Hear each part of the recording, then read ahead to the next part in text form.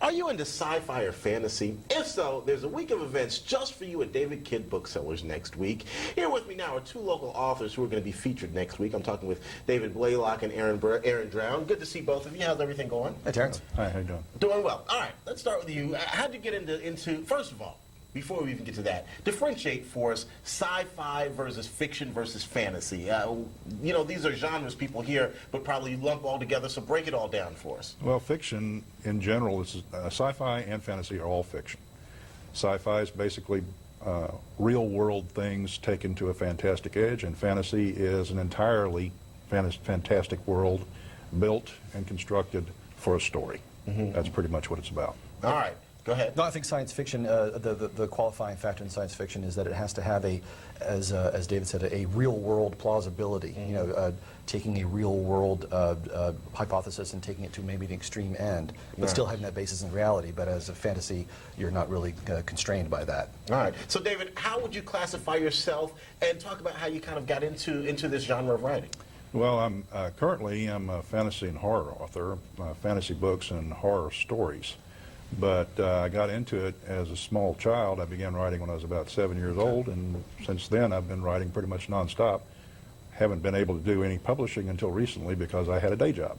So, yeah, and we just joked about that day job. Tell us about your transition. You're retired now, but what was your day job, and talk kind of about some of the work you're doing now. Before I was retired, I was an air traffic controller for actually the Memphis Center here with the FAA for about 28 years. So, did you practice some of your horror with the pilots? I like to think not, but they might have something to say about that. And you, how'd you kind of get into it? Well, I started writing when I was little. I saw Star Wars, and like every person of my generation, was just completely blown away. And my first forays into writing, strangely, were almost exactly like Star Wars. They're just retelling the story. But as I got better and better, I started. I started taking the craft more seriously, and I started writing seriously about 10 or 15 years ago with short stories and things like that, refining my abilities. Talk about your book and kind of what motivated it. Talk about the setting, kind of run us through that, and how you found motivation.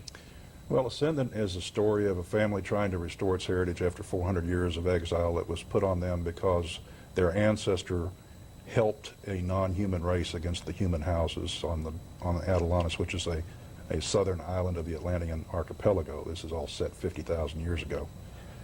It's basically a story about a man trying to recover his family's honor. And it's always been a fascinating theme for me, and I was trying to bring the story out where the honor was the top thing in the story.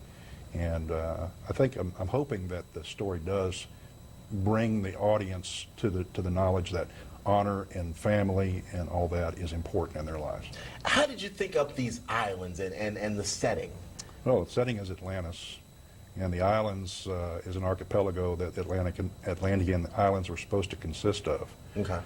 Basically, Atlantis is a fictional island, which is south of the main island, but I needed some place to put the story that would make sense, and it makes sense. All right, cool, interesting. Tell us about your piece. Well, my novel, should I stand it up like David's here? And my You can novel, tell he's a professional, right? A Mage of None Magic is the first part of my particular twist on the classic hero journey. It introduces the main character of Neil, who's an apprentice magician, and while on his way toward his studies to become a full-fledged magician, finds himself caught up in a myth of a fabled gem known as the Heart of the Sisters.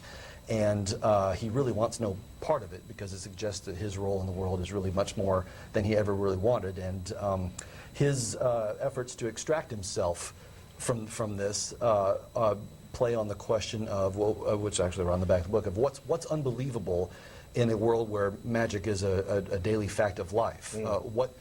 What role does skepticism play when you spend your time surrounded by magic users and fantastical creatures of all sorts? Wow. And this is your first piece. This is my first novel, yes. All right, so kind of what motivated you? It's obviously the fundamental question is an interesting question, but what motivated that? Well, that was the book that started me writing was a book by guy named Joel Rosenberg, Okay. called The Sleeping Dragon. And his was an exploration of what a daily practical existence in a fantasy world would be like. And I sort of took that, sort of not really a step further, but kind of skewed it a little bit, and wanted to examine why, when you think of a swords and sorcery setting, it's usually, if not always, a quasi-medieval, type setting. And why is it always swords and sorcery? Well, not always swords and sorcery, but primarily swords and sorcery. Sure. And started picking at the conventions of the genre, and how would people who lived in this type of a setting, who you would assume would be literate and intelligent folks, how they might react or investigate for themselves their own circumstances. We were talking earlier, and before I let you go, I kind of want to pick your brain for our viewers on this issue. It seems that fantasy and fiction tends to go through different periods, and right now, in my opinion, we're in a period where the focus is a lot on vampires and that kind of thing. First of all, is my perception accurate as far as you guys are concerned? And why do you guys think that is? Why do you think there is this focus right now or this fascination with vampires? Oh my gosh. Vampires are fascinating creatures, and they are the current fad, as it were, I believe. We have interests that flow through our society. And vampires have somehow caught the interest of the public, and the writing public, or the writers, are following that wave, as it were, and they're going to write it all the way to the end. Do you plan to write about vampires yourself? I mean, it's a big I stuff. wrote a vampire novel a long time ago, and it does not follow the current sparkly vampires thing, so I probably will try to get it published, but I doubt very seriously if it'll go any farther compared to the current vampire atmosphere. All right, your thoughts? I think in a real world sense, it has a lot to lend to the fact that Harry Potter has been with us for so very long, and that series is complete, and the final movies are coming up. And I think also it's a matter of timing that the author of these novels just happened to hit right when people were looking for the next thing anyway. Okay. And as David said, vampires have been around forever. Right. They're pretty easy fodder for that type of stuff. All right, good stuff. Thank you very much. That was a personal question I wanted to answer from the experts. Guys, appreciate you coming over. Thanks very much. you. Not a problem. These guys are going to be part of DCon. It runs from DKCon. It runs from Tuesday, July 6th through Thursday, July 8th. It starts at 6 each night and happens at Davis Kid Booksellers. It's located at 387 Perkins Road Extended. By the way, Saturday, July 10th is Star Wars Day at Davis Kid. It runs from 1 to 3 o'clock, so go on out there and support.